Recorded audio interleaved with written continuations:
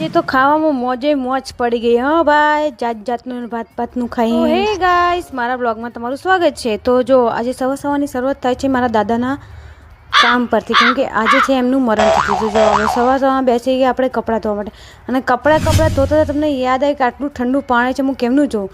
હાવ હેમ જેવું પાણીમાં બી મારા કપડાં ધોવા જ પડે સારું. પછી તો શું આપણે કપડાં ધોઈને નહીં ધોઈને જો ચા પીવા બેસી ગઈ. આ તમને વેફરનું પાપડીનું પેકેટ કેમ બતાવું ખબર તમને, કે આમાંથી બે ક્વોલિટી છે. એ તમને છે ને એક ગોપાલની છે અને એક છે બીજી કંપનીની. તમને બંનેમાંથી કઈ ભાવે છે મને કહેજો કોમેન્ટમાં. અને શું પછી તો આપણે બેસી ગયા ખાવાનું બનાવવા માટે. ખાવાનું બનાવતા નહીં, મારા મમ્મીને જોયેલા ખાલી સૂવાનો ઢોર પડે છે. જેમને બીમાર પડી ગયા છે મેડમ તો. પછી તો શું મારા દાદાને બતાવી દઈએ. મારા દાદાનું નામ શું છે તમે જોઈ લેજો.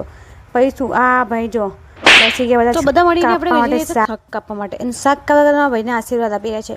જો આટલું બધું કામ કરે છે મારા ભાઈ. તમને ગમે તો તમે કોમેન્ટમાં કહેજો મને. પછી તો શું આ લોકો નીકળી ગયા, એમ કે લોટ પતી ગઈ છે અને ફૂલ બી લેવાનું છે. મેં કીધું તમે બંને જાઓ અને લઈને આવો. તો પછી શું લોટના દુકાને બેસીને જો લોટ લઈ લીધો છે, એ બી ઘઉંનો લોટ લઈને જો મેડમ તો પૈસા આપે છે. પછી તો શું નીકળી ગયા આ લોકો ફૂલ લેવા માટે. ફૂલ હાથ તો કરવા જ પડશે, આજ છે મારા દાદાનું તિથિ. તો પછી શું આ લોકો જાય છે હવે ફૂલની દુકાને. ફૂલ લેવા પહોંચી ગયા અને ફૂલ લઈને બી નીકળી જશે હમણાં ટચશે. ફૂલ લેતા લેતા યાદ આવ્યું કે તમે મને સબસ્ક્રાઈબ કર્યું છે કે નહીં કર્યું, એ જરૂરથી કરજો. અને મારા વિડીયો કેવા લાગે તમે મને કોમેન્ટમાં કહેજો. તમને સારા લાગશે જો તમને ગાજરનો હલવો હું તમને મોકલીશ. જો આજે બની રહેશે ગાજરનો હલવો, તો આપણે તો ગાજરનો હલવો ખાધા વગર તો ચાલે નહીં, પણ આપણને આટલો બધો ભાવતો નથી. ઘણી વસ્તુ આપણને ઓછી ભાવે. એ તો શું આ છે દાળવાળાનું બેટર તો મેં જ તૈયાર કર્યું છે, પણ હું તમને બતાવતી નથી ખાલી બસ. પછી શું લોટ બાંધ્યો અને શાક બનાવ્યું મસ્ત રસેદાર. પછી જો મિક્સ શાક છે, દાળ છે. આજે તો ભાત તો બનાવવાની જરૂર જ નહીં, તમને ખબર છે ભાત તો કેવું ના બની જ જાય છે. પછી શું આપણો ગાજરનો હલવો પકવાની તૈયારી જ છે. આજે તમને ખાલી જમવાનું જ જોવા મળશે, કેમ કે આજે જમવાનું જ તમને બતાવવાનું છે.